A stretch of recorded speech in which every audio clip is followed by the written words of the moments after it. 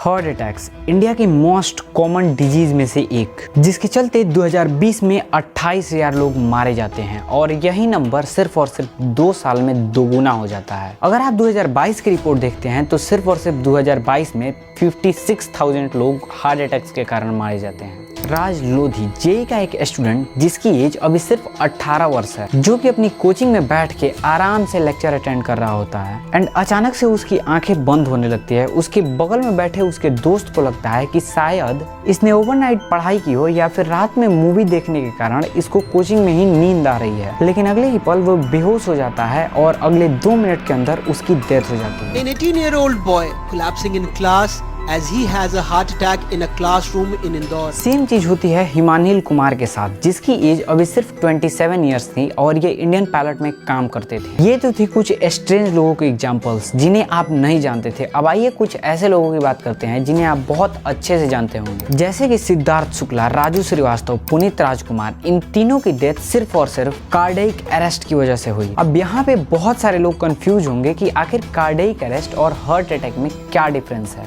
बात हम लोग आगे वीडियो में करते हैं। तो ये वीडियो डेफिनेटली बहुत ज्यादा इंपॉर्टेंट होने वाली है, चाहे आपकी एज 40 प्लस हो या फिर आप इंडिया के यंगस्टर हैं। इस वीडियो में आपको हार्ट से रिलेटेड फैक्ट से लेके साइंटिफिक रीजन के साथ साथ ये भी बताया जाएगा कि किस तरीके से आप अपने हार्ट को हेल्दी रख सकते हैं और इस हार्ट अटैक जैसी पैंडेमिक से बच सकते हैं, जिस तरह से दिल का दौरा पड़ने की वजह से हुई। समाजवादी प्रत्याशी को हार्ट अटैक आ गया है। दरअसल गोरखपुर से समाजवादी पार्टी की प्रत्याशी काजल निषाद को देर रात हार्ट अटैक आया।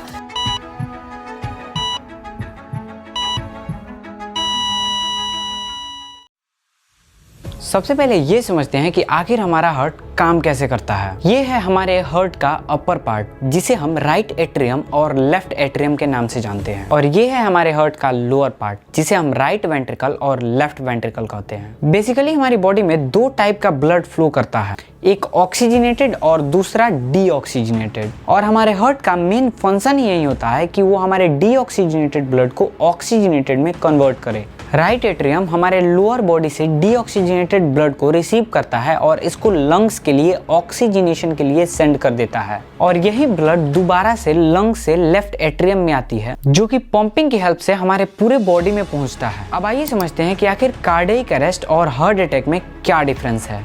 कार्डियक अरेस्ट हमारे हार्ट के लिए एक ऐसी सिचुएशन होती है जब हमारा हार्ट कुछ मैल फंक्शनिंग की वजह से काम करना डायरेक्टली स्टॉप कर देता है। इस सिचुएशन में लोगों की मौत उनके बॉडी में ब्लड ना पहुंच पाने के कारण हो जाती है। इस कंडीशन में अगर पेशेंट को इमीडिएटली सीपीआर नहीं दिया गया तो पेशेंट की डेथ हो जाती है। बेसिकली सीपीआर एक ऐसा प्रोसेस है जिसमें पेशेंट के हार्ट को मैनुअली प्रेस किया जाता है ताकि उसकी बॉडी में ब्लड सप्लाई बनी रहे और उसकी डेथ ना हो। इसका दूसरा अल्टरनेटिव एईडी है, जो कि डॉक्टर्स के पास ही अवेलेबल रहता है। इससे बेसिकली हमारे हार्ट को इलेक्ट्रिक शॉक दिया जाता है, जिससे कि हमारे हार्ट की माल फंक्शनिंग सही हो जाए और वो सही से काम करने लगे। वहीं दूसरी तरफ होता है हार्ट अटैक, जिसमें आपके पल्मोनरी आर्टरीज में कोलेस्ट्रॉल लेवल बढ़ जाता है, जिसके कारण आपके हार्ट से नर्व ब्लॉक हो जाते हैं, और इस कंडीशन में हमारा हार्ट तो चालू रहता है लेकिन नर्व ब्लॉकेज के कारण पेशेंट की मौत हो जाती है। हार्ट अटैक की अच्छी बात यह है कि हार्ट अटैक आने से पहले लोगों के पास सफिशिएंट टाइम भी होता है और उनको पेन जैसी वार्निंग भी मिलती है, लेकिन कार्डियक अरेस्ट में ऐसा बिल्कुल नहीं होता।